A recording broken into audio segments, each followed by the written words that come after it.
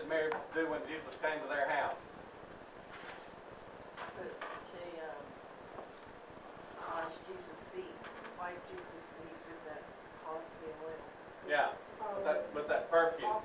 Now, if this is John's account, of the woman who came in when Jesus was eating at the table of Simon, the tax collector, and she, she washed his feet with her tears and wiped them and anointed him with all the oil.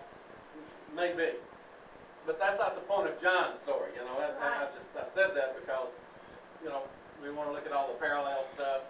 Well, what's the point that John's trying to make here? And John's not making the point about what she did per se, although Jesus gives a response to that. John's saying this because of Judas. He's exposing Judas, you see. And interesting that John records for us that,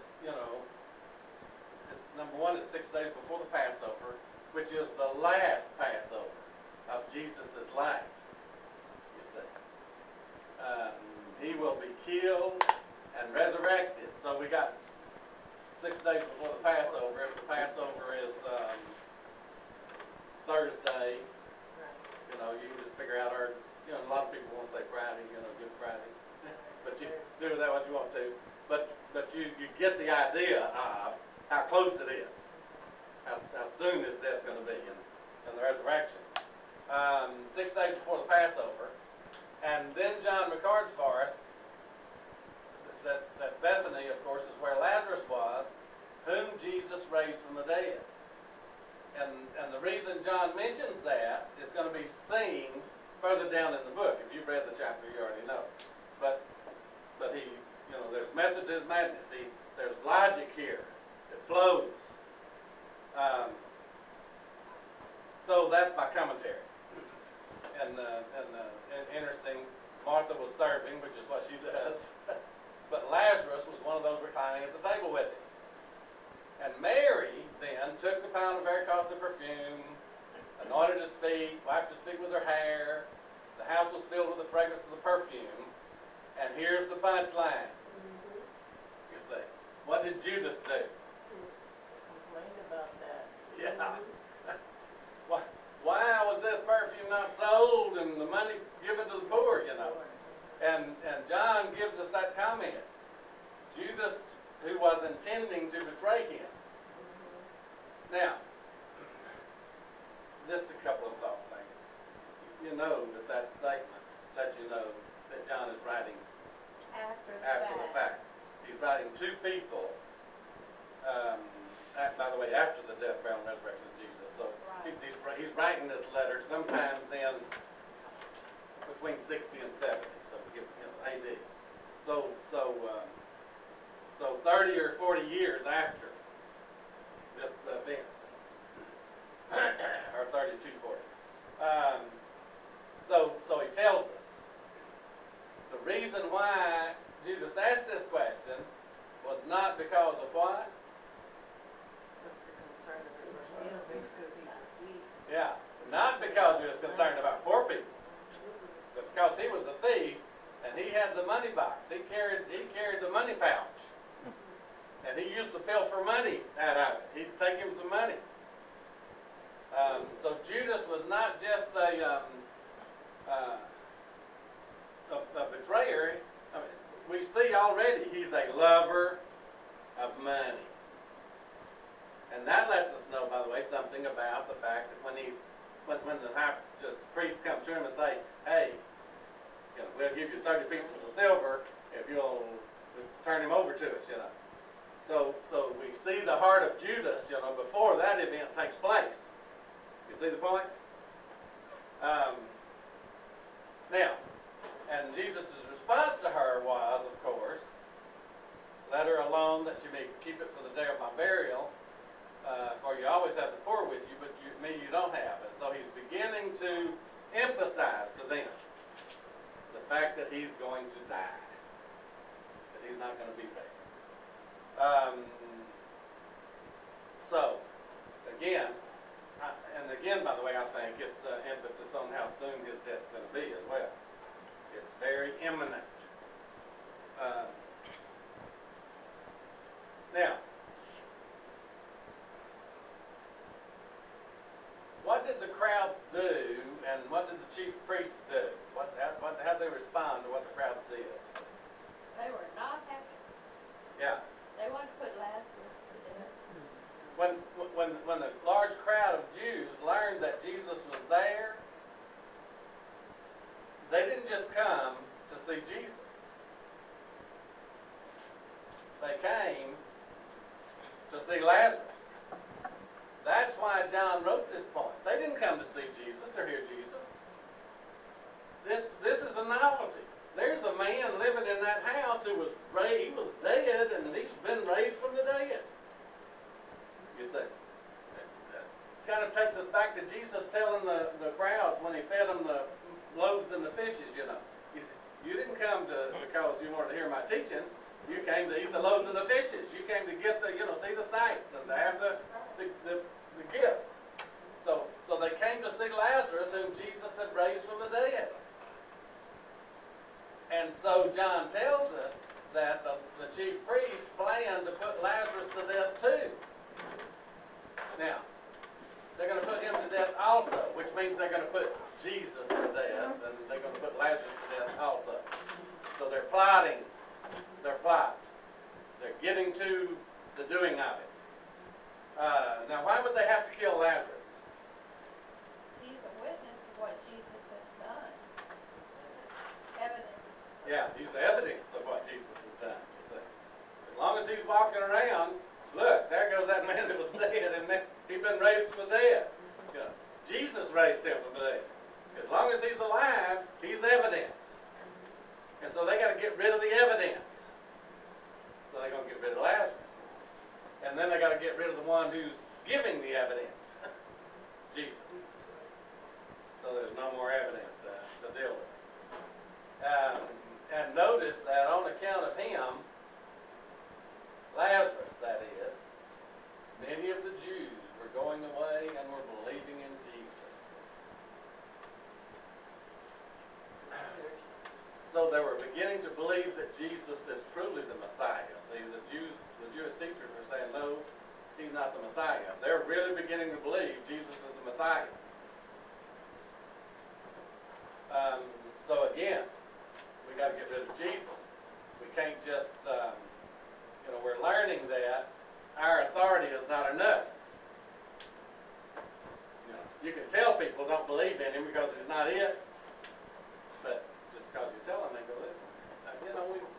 We use that illustration. How many of y'all ever told your kids to do stuff they wouldn't do or didn't do? How many of y'all ever were told by your parents to do something and you didn't do it? Just because you have some authority don't mean people are going to follow that authority. They're going to listen to that authority. So, if I beat them a couple of times, then they'd listen to me. Only for a short time. Yeah. And then that's true. And But that remembrance went away of the beating. Always just a short-term fix. Sherry and Tommy were talking over the weekend, and I used to say, okay, you can have your choice. You can get your whipping, or you can be grounded for a week. And Sherry would always say, I'll be grounded, and Tommy would say, no, we're going to take the beating. And he said, we get the beating and it's over. We can do what we want to. Grounding, we got to be grounded for a whole week. Deal with that every day. So he would force her to take the whipping.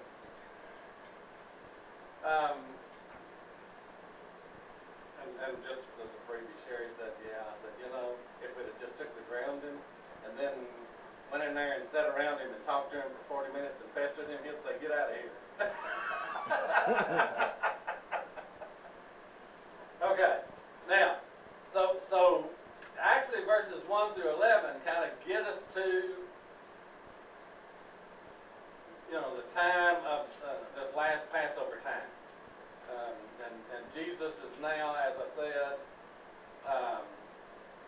specifically pointing out to them, it's time for me to die.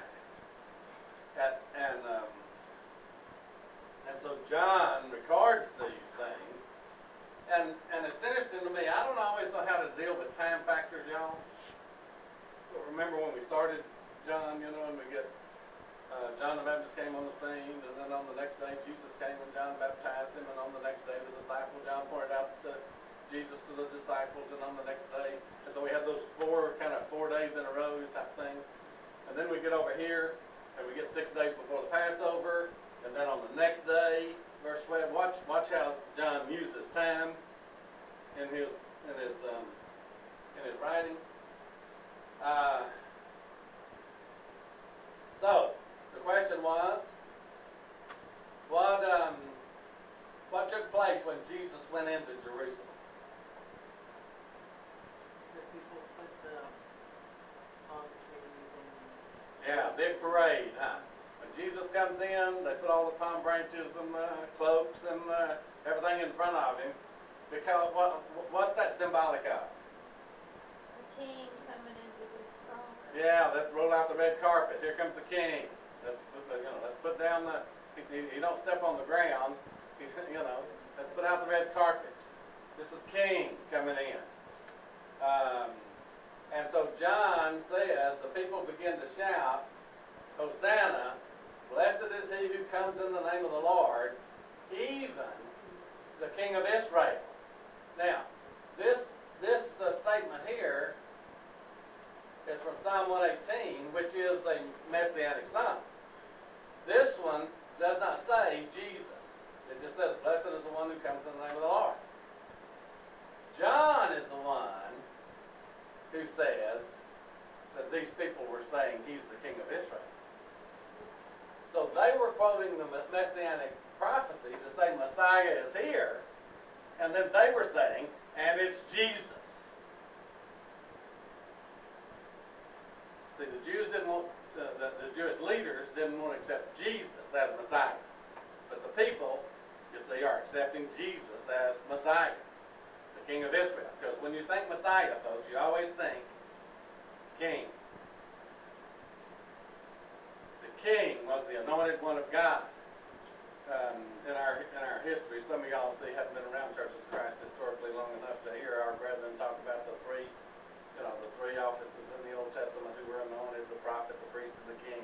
And Jesus was all three. And when we make our big arguments about, the Jews would never think priest. They would never think prophet. They would think king. Because guess what? The king would come from what tribe? Judah. Judah. The priest would come from what tribe? Levi. Yeah. So the king could never be the priest. In the Jewish mind, in the mind of the Jews and the law, the king could never be the priest. So they would never think like that. So bless our hearts, what do? We just listen to people who tell us to think like that, and we think like that. Okay. Now, and what else did they do besides acknowledging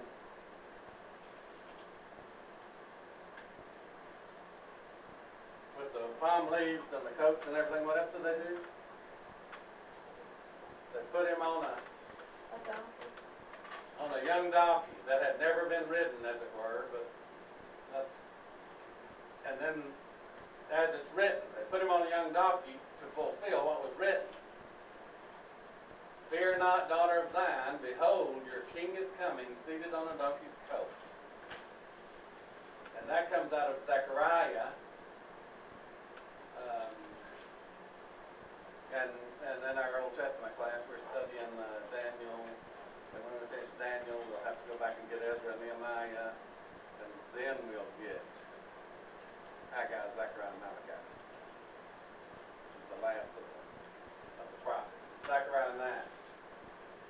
So again, they do this because they believe this, and it fulfills this. interesting. Now, how did the disciples respond to all these goings on, folks? First, they didn't understand it.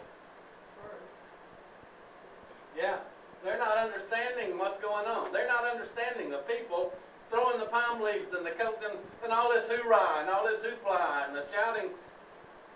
They should have understood by now, shouldn't they? Seems like they would have. But they're still confused about all this, you see. Because they still don't want Jesus to die. They want him to be Messiah. They don't want him to die. And so they did not understand these things at first. But John says, when Jesus was glorified, then they remembered these things were written of him, and that they had done these things to him, the people. So the things were written about him, and the people had done these things to him. So referring back to these two passages that John's talking about. Now, John does that 2 or 3 times in his book. He says they didn't understand, but later, after Jesus had died and was resurrected, they remembered back to those things and they understood. Aha.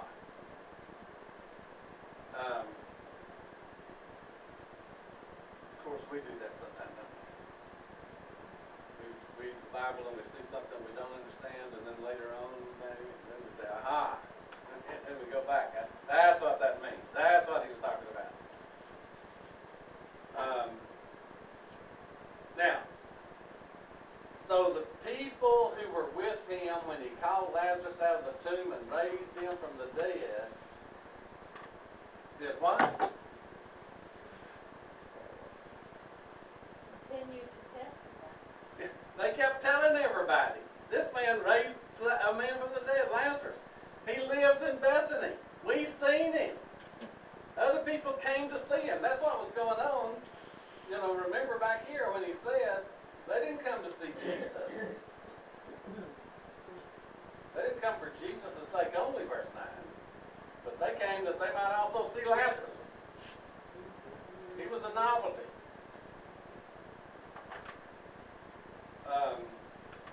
Not a whole lot of people who were dead walking around in their world, who had been dead. Well, not any walking around in our world.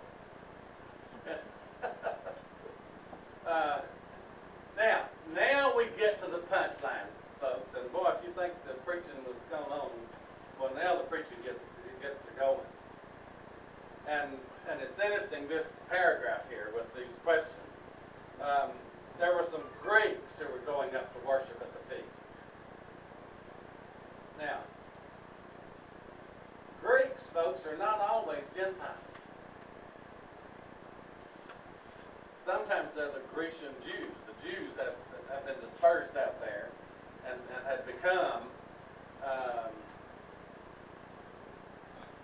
acclimated to the culture and the people. You know, when in Rome, do as Rome. Romans did. They learned to speak the Greek language, and that was their, not Hebrew, their language was Greek because they communicated with the Greek world. The Jews themselves, you see, when they were around Jews, they only Hebrew. We're separate. But some Greeks were among those who were going up to worship at the feast. And so, a lot of times we say, you know, there were some Gentiles who came.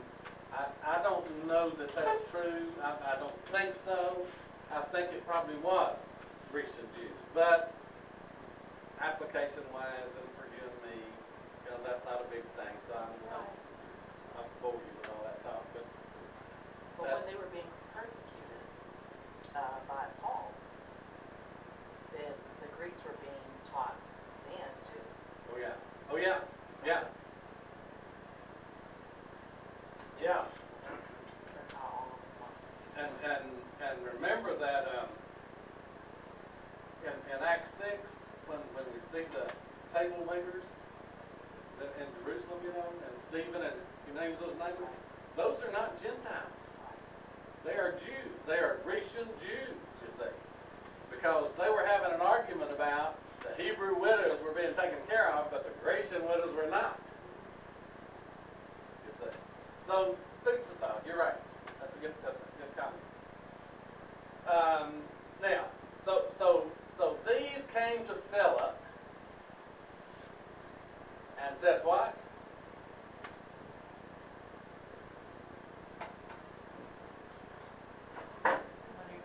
Yeah, we wish to see Jesus. Sir, we wish to see Jesus.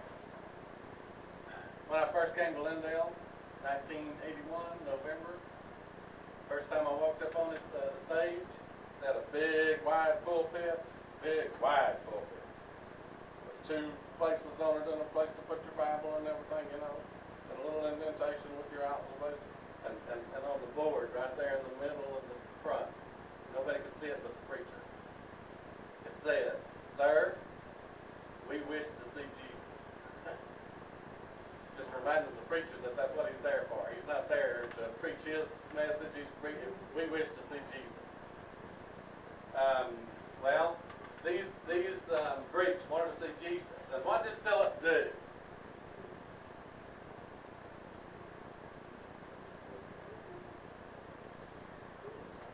He came and told Andrew, and then Andrew and Philip came and told Jesus. Now, every time Andrew is mentioned, Philip is there. Philip is there, and every time Andrew is mentioned, he's bringing somebody to Jesus. Every time he's mentioned in a context. He first went and found Peter, brought him to Jesus. And we get here, and Philip went to see Andrew, and Andrew and Philip brought them to Jesus. So that's interesting. Let's let that play out in John's story of the Gospel of John as he writes about the characters, you know, the apostles. Now, but it was this event, you see, and I don't know how, and I don't even know how to ask the question to y'all, because this is the point. It's at this place that John says, Jesus answered them, saying, what? The hour has come. Now, interesting. When we read this, what do we think?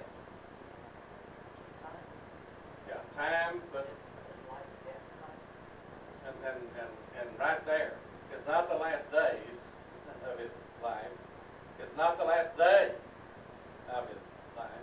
It's the last hour, figuratively speaking. Okay? Now, with that in view, just as a teaching point here, just a freebie, when we come to 1 John, and he says, children, verse 18, chapter 2, verse 18 of 1 John, it is the last hour, and just as you heard that Antichrist is coming, even now, many Antichrists have appeared. From this, since they have appeared, we know it is the last hour. So, when John said it was the last hour, he wasn't saying it's the last days. He wasn't saying it was the last day. He was saying it was the last hour. Just like Jesus, John was saying, it's the last hour of the life of Jesus. John was saying, it's the last hour of the Jewish nation. So when John wrote the first epistle, it was the last hour of the Jewish nation. And when us moderns read that and say, hey y'all, we're in the last days. We're in the last days. Nah, they were in the last hour, so days were past. The days were gone. It was the last hour of the last day, figuratively speaking. So, you know, years ago, the brethren, when they're trying to teach me to preach and do things, they said the Bible is its own best commentary. Well, that's true. We just don't let it be. So the hour has come, and then he gives an illustration here and an application about disciples. And here's the preaching. Truly, truly, I say to you, unless a grain of wheat falls into the earth and dies, it remains alone.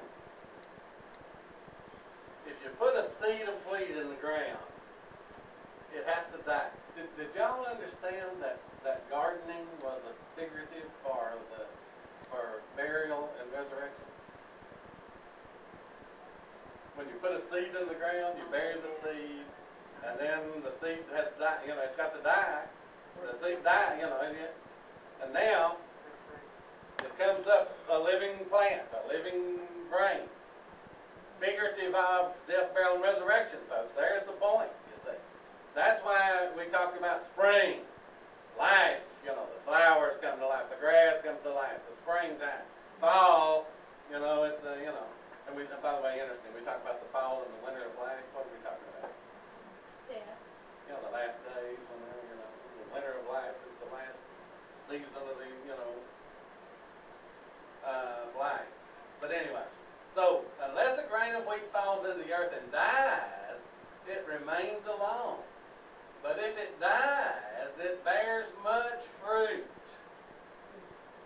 When that grain germinates, it dies and germinates, and it comes up as a plant. Say you put a stalk of corn, you know, a seed of corn in there, and it dies, and it comes up that green stalk, you know, it's fresh. How many seeds of corn are you gonna get from that stalk? Well, you're going to get a lot of them because the ears of corn, every ear of corn has a lot of, you know, and both my grandpas were farmers. And every year when they got their corn crop in, they would pick ears and put them up for seed corn for the next year. They'd pick the best, keep the best, and put it in, you know, for seed corn. And then when it came time to plant, you know, that shell that corn, put it in that planter, and here we go. Plant that corn, you see. And next year they'd have all the plants and the crop, you know. And every year they kept that growing. And all they had to do was buy seed one time. From then on, they had it. Yeah, my dad did the same thing. He would put all kinds of seed in different containers, and they would dry out watermelon seed. Whatever he had, he would farm. And he would replant those seeds that come up again. Oh yeah. Next year, we do the same thing. Same thing. Save them seeds and replant. Yeah. Of course, you know, we take those things for granted. You know, when Judy and I married, you know, let's go out and pick some tomatoes. And she said, no, let's go to the store and buy some. She was not a farm girl. I told y'all when we went to Lindale, Louisiana, the song leader and his family were cotton. That was their, they were cotton farmers. That was their money crop. So they invited us out for Sunday dinner, you know, and we're going out there and we're driving up this old dirt road to get to their house up on the hill, and the cotton plants are all around, you know, and all them little white balls on them green plants, you know, and Judy said, what's all that stuff out there? And I said, Judy, that's cotton. No, cotton is what you get in a store in that little box, you know. Just kidding. When I was in the 5th grade, I had to make an oath that cotton is king. That's what kind of farm my great aunt had. Yeah, but, you know, us moderns don't know anything about farming anymore. You see, those people do exactly because they did that's all they didn't have a grocery store to go to. Or, I used to spend summers with up here. Yeah. Now, 4 boys, the good thing they had 4 boys pick the cotton and everything else. I never picked any cotton, but I chopped a bunch of it. So what is the lesson that Jesus wants to learn? Notice that Jesus says, the hour has come for the Son of Man to be glorified, and then he makes the application, he who loves his life and loses it, loves his life, loses it, and hates his life in this world will keep it to life eternal. That seems more of an application. He's talking about himself here, and yet he's talking about who here?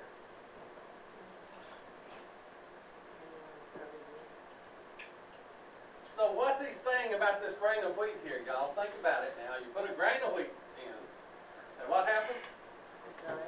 It dies. And then? And all the fruit. So who is the seed of wheat being planted in the ground? And who is the fruit? Hello. There's the point.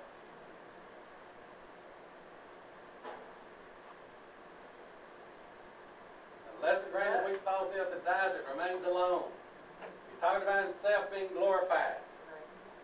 If it dies, it bears much fruit. So he's the grain of wheat. And he's going to die, be planted. And then he's going to bear much fruit. The application is? Yeah. If you love your life, by the way, and notice, it's interesting, life is probably the best translation of that, but the Greek word is suke. So, and normally when we see soul, what do we think? Yeah, that's that spiritual part of us that, that lives on. But soul has to do with the whole being. The whole being. Both the body and the life form or spirit, God breathed into man and he became a living soul. He didn't breathe into man a living soul. He breathed into man, and man became a living soul. And so the life, and so this life, by the way, is more than the physical, but it involves the physical. So he who loves his life loses it, and he who hates his life in this world will keep it to life eternal. If anyone serves me, and literally, of course, here's what the New American Standard does, it's a good job. If anyone is serving me, continuing action, if anyone is serving me, he must follow me, and where I am, there my servant will be also. Well, wait a minute. Jesus is going to die. So, you're serving him, you're going to die too. But it's not just die physically, you see. But it is die to sin and self and soul, so that you live eternally. If anyone serves me, he says, then the Father will honor him.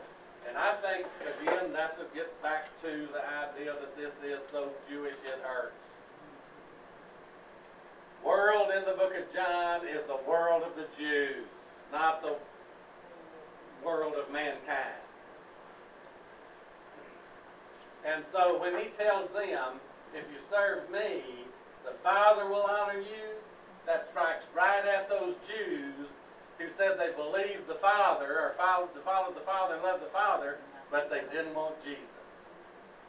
If you serve me, the Father will honor you. If you don't serve me, the Father will not honor you. And there's the context, you see. Now, it's interesting to me, by the way, that, and this is my hard time. See, I got to preach to y'all. Listen. This is our world, and sometimes this is us. We read passages like that, and then it dawns on us that the context is really that it's dealing with the Jews not accepting Jesus, and then we get to say, well, so what does that have to do with us? We never were at a place where we said we want the Father, but we don't want Jesus. We never were at a place like that. And it becomes just that ho-hum drum stuff. How does that apply?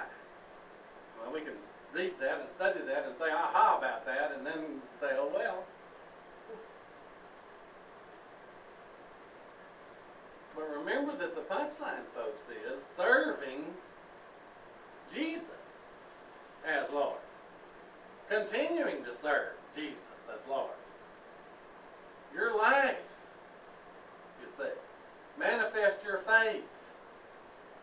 And That's the rub, you see. And again, we learn that and say, I know that. My question becomes how we doing. Not how much we know, how we doing. What's our life like? What's our response like? And by the way, and that involves how we interplay with people who don't agree with us. Brothers and sisters who don't agree with us. How do we deal with that? And if we deal with that unchristianly, we ain't doing so well. If we deal with that, get back to the fruit of the Spirit thing, Julia. The fruit of the Spirit is what? Well, we quote it good, don't we? We quote it good. How we doing? There's the rub. How was Jesus doing in the middle of all this, you see? He knows he's going to die.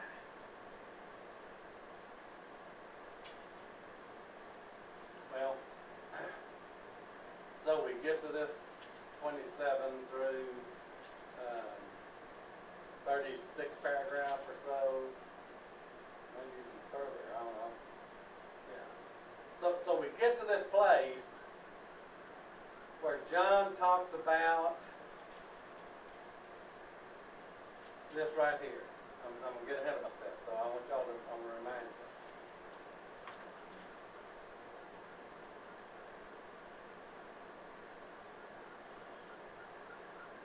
So where did John start talking about the light? Chapter 1, verse 1. All the way back in chapter 1, you see. He ain't changed his subject. So,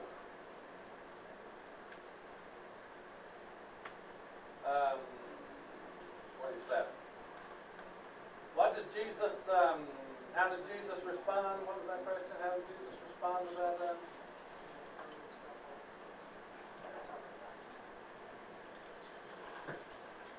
My soul is troubled, and what shall I say? What? Father, save me from this hour. But for this purpose I came to this hour. So Father, glorify your name. Don't save me. Be glorified in it. Now Jesus came to die, didn't he? Here's what I came for. Now, this is just me, so y'all deal with me. In chapter 26,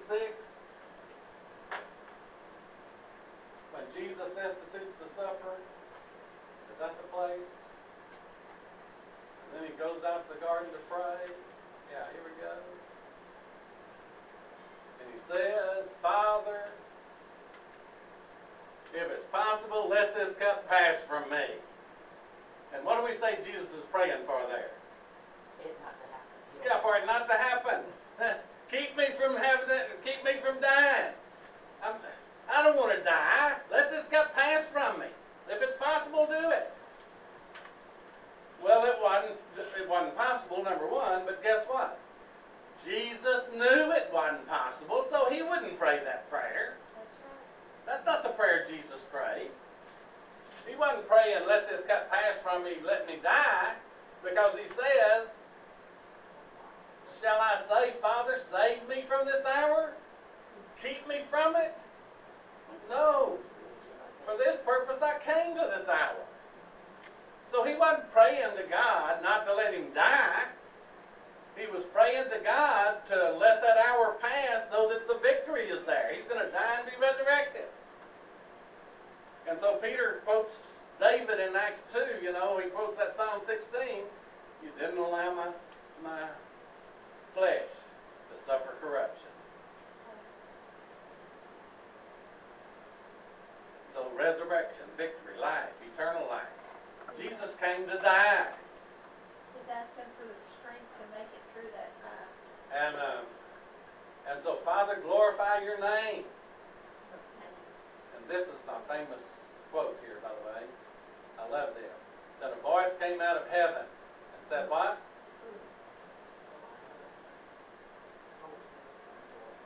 I have glorified it, and I will glorify it again. And some people who heard him said, what?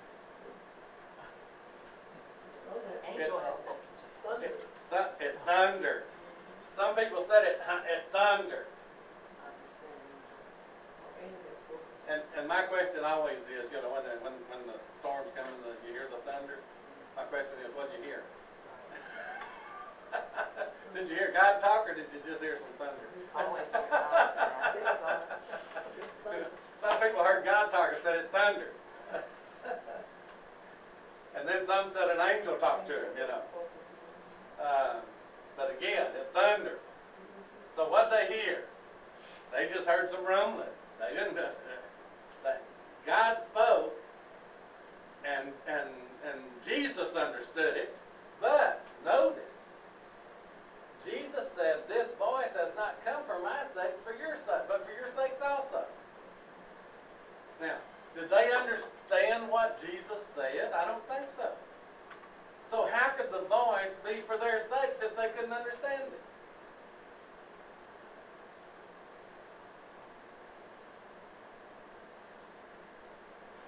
They thought about it later on. I think it was because they understood this was something miraculous. This was something more, that this was not a thunderstorm. There was no rain and lightning around here. It was because some of them said an angel. See, I think because what was going on was miraculous, was different from the ordinary. They may have not understood the words, but they understood that something's going on here between Jesus and heaven, as it were. Okay, you can do with that what you want to. That fits the context, number one, and it also fits how they responded and what was going on. But do with that what you want to. But Jesus' response was, "This voice has not come for my sake only, because now judgment is upon this world, and the ruler of this world will be cast out." Folks, that ain't Satan. That ain't the devil. That's the Jew.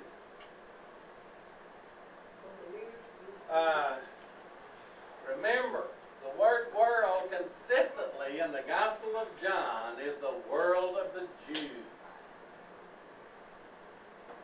And so the world and the ruler of this world is not the devil.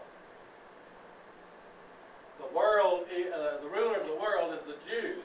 And when you look at all these passages, for an example, in 1 Corinthians, and I know he talks about rulers, okay? So you can do with that what you want to. One of these days we'll get deeper into this. But notice that in 1 Corinthians, when he says, "We do speak wisdom among those who are mature, wisdom, however, not of this age, nor of the rulers of this age who are passing away."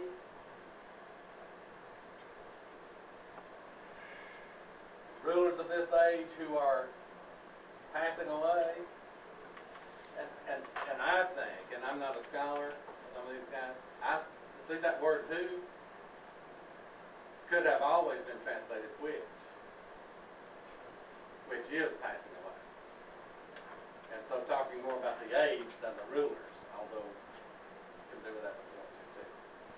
But that's just interesting. We read this verse and we talk about, yeah, the world is fixing to be judged, and we think about the masses. And so Jesus said, "If I am lifted up from the earth, I'll draw all men unto myself." Remember the context. What was going on in Jesus' life, and what did the Jews say?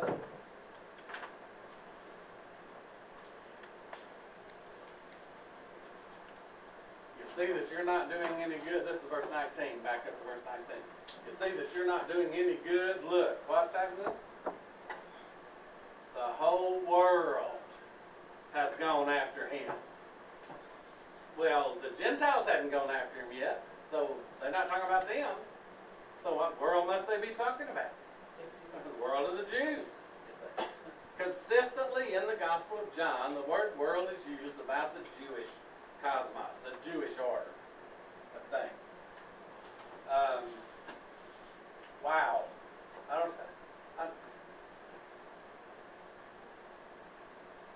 So, if I am lifted up, will draw all men to myself. And by the way, remind you, I'm gonna go back and remember what the high priest said about when they took Jesus and they're gonna crucify him? And they said, you know, that we're in danger of this uproar of the Romans to come get us. And he said, don't you know that it's expedient for one man to die for the nation?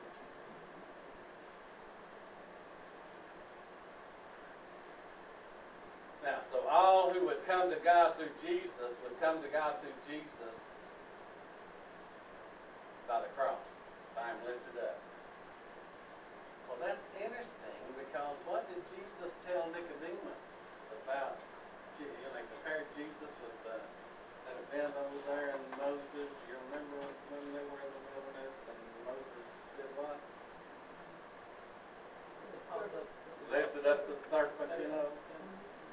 And Jesus said, just like Moses lifted up the serpent in the wilderness, so the Son of Man must be lifted up. For God so loved the world that he gave his only begotten Son, and whoever believes in him. That's John 3:14, 15, 16, and 17. Nicodemus.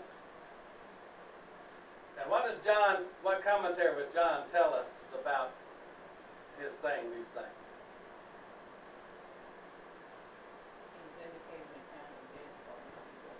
Kind of death by which he was to die, being lifted up from the earth. Talking about the cross. I am lifted up. He was saying this to indicate the kind of death that he was to die. Now, the Jews understand what he's saying. They understand he means he's going to die. So their response to him was, what have we heard the Messiah was going to do? Yeah, we've heard out of the law that the Christ, the Messiah, is to remain forever. So how can you say the Son of Man must be lifted up?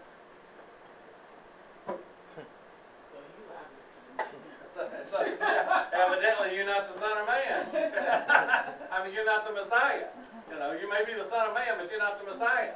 Because if you're going to be lifted up and the Messiah is supposed to remain forever, you can't be him. You say, who is this Son of Man? And Jesus' response was, for a little while, light is among you. Now, who is the light? Yeah, Jesus is the light. And so where are they? In darkness. Messiah. Who is this Messiah? Who is Son of Man? Son of Man's Messiah's going to reign forever. So you can't be him. And Jesus' response is, for a little while the light's among you, so walk while you have the light, so that darkness will not overtake you. The light, folks, is, of course, Jesus, but the light is Jesus bringing the new covenant. Jesus bringing the kingdom. And so if this restored kingdom, which is the prophet prophesied, then what's going to happen to the old covenant? And if this new covenant is the light, then what is the old covenant? Darkness. That's the contrast. That's the comparison. So that darkness will not overtake you. He who walks in darkness does not know where he goes. And it's interesting to me, folks. Now, there may be application to be made, okay? But that's what it is, and we have to understand that. Because we're going to take that verse and say, if you walk in sin, you don't know where you're going. The sin is the darkness. Well, maybe application to that, but the law is the darkness, because the law is what convicts you of your sin. And, by the way, and sin then enslaves you. So while you have the light, believe in the light that you may become sons of light. And see, they're still not understanding. Believe. And John gives that account for that purpose, y'all, for that very purpose. did Jesus do after he said these things? Went away and hid himself from them. Because the longer he stays around, the more they want to kill him. And although it's time, he's got to die at the Passover. You see. So it's the week of the Passover, you know, the days. It's the last hour, but it's not the last minute yet. So he hid himself from them. And John tells us, although he had performed so many signs before them, what? They were not believing it. Now, folks, signs will not give faith to anybody who will not accept the evidence of the signs. If you don't accept the evidence, you can't come to the conclusion the evidence presents. Miracles were not to build faith in anybody. Miracles were to make you think about all this evidence that's given, and the message. But the signs that he did, but again, see, John quotes this verse, and it's interesting to me. This was to fulfill the word of Isaiah the prophet. What?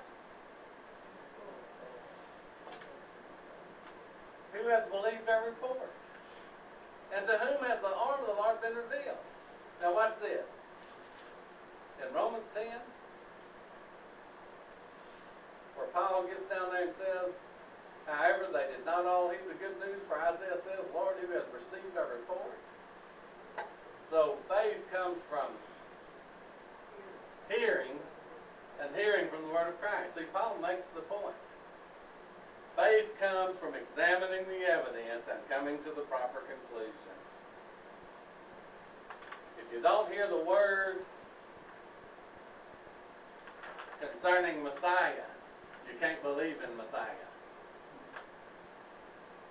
At that point, they were just hanging out with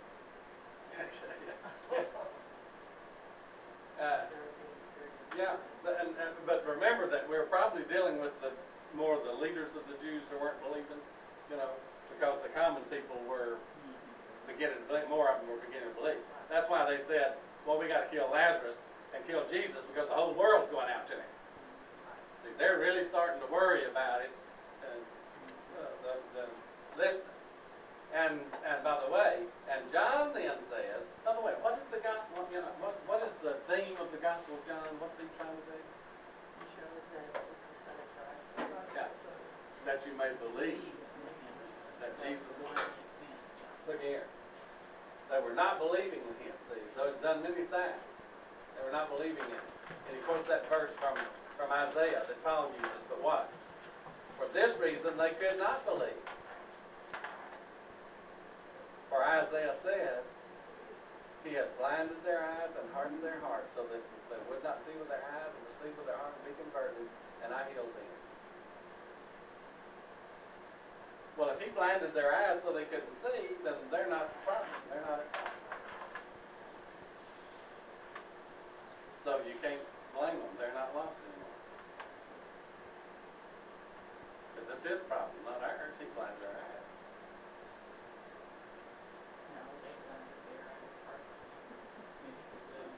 How did he blind their eyes? You see, that's the point. Did he say, okay, I'm gonna close y'all's minds so y'all can't believe? No. He gave them all the evidence, but their mind was already made up. And he used their mind against themselves. He used that against them. They made the decision. He didn't make the decision for them. God never makes the decision for you. You're the one who has to believe. He gives the evidence. But guess what? Does he know that you're the hard-headed rascal you are? Yeah. Does he know what you think and how you... So when you're confronted, would you be softened or would you be hardened? See, there's it. You can go either way. Our old-time preachers used to talk about the sun will treat certain things different ways. Sometimes it will soften. Sometimes it will harden.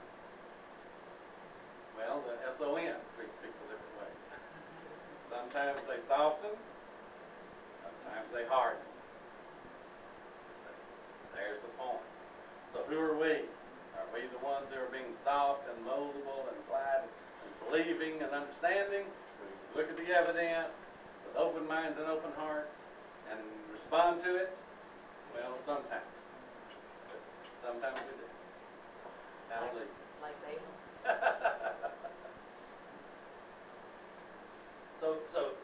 Balaam. So they could not believe because of their mindset, because of their heart.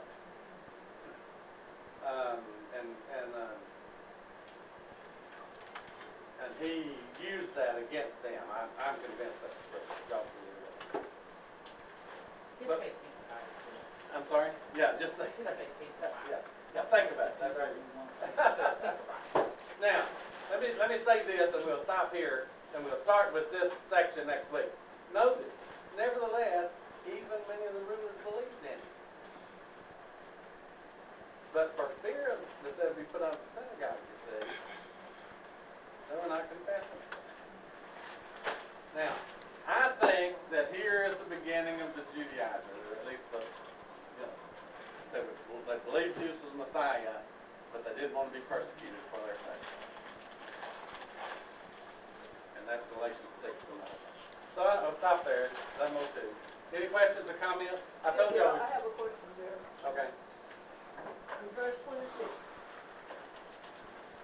says, if anyone serves me, the Father will honor him. Yeah. How will the Father honor those Jews? I think then that you'll be in fellowship with the Father. The Father will accept you into His fellowship. Is there eternal life? Are you talking about that? Yeah, that's the ultimate. Yeah. Because I thought about them being son, then you'll be a son. Yeah. Yeah. Exactly. They think about father and son, the Jews.